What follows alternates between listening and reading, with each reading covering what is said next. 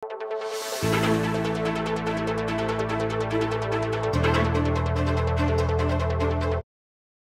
misunod na insidente ng pamanako ing milyari king siyudad San Fernando, Pampanga. Yening milabas sa Sabado, November 18. Sabado nga ba, kanya nga diskubrida alibandereng manako ing meto nga maragula hardware at home improvement store. Kendangi na ning Jose Abad Santos Avenue, king Barangay San Jose, siyudad San Fernando. Dumaan sila sa drainage, main drainage ng kanal. Doon sila dumaan, papasok, papunta doon sa drainage din ng gilid ng Home Depot na malapit doon sa isang ATM machine. Pagkatapos ay binutas nila yung nagkukay sila ng mga 2 meters, ay natumbok na nila yung interior complex ng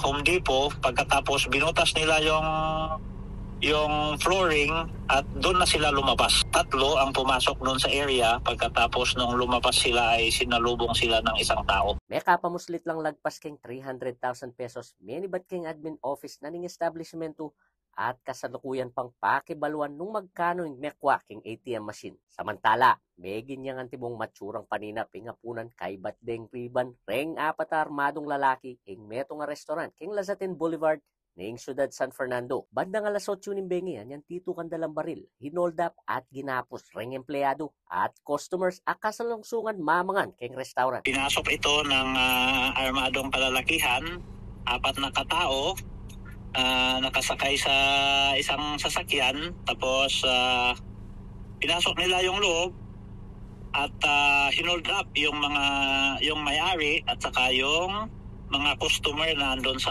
loob ng restaurant. Kaya ba ka rin ikwadring hold upper, deng pera at gamit na rin biktima?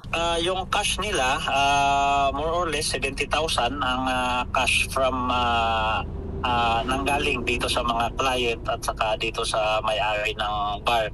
And then yung mga other valuables, yung mga cellphone. Uling may kwala rin kanilang cellphones. Alila garang may kapanyad sa klolo. Nawag sa atin, malapit naman na din yung ng pulis natin doon sa area na umiikot din, kaya tinakbo nila agad. Kaya lang ang problema kasi doon, dahil late na nai-report yung insidente kasi yung mga kliyente doon ay nakuha ang kanilang mga cellphone, so hindi sila kaagad makakontak ng pulis. Kawani at unrelated lamo kanureng suspect kareng adwang insidente nga ng Police Lieutenant Colonel Preston Bangangan ing Chief of Police na ning San Fernando. Migpasyag nemang statement City of San Fernando Mayor Vilma Kaluwag parikil da ring may nga palyaring insidente.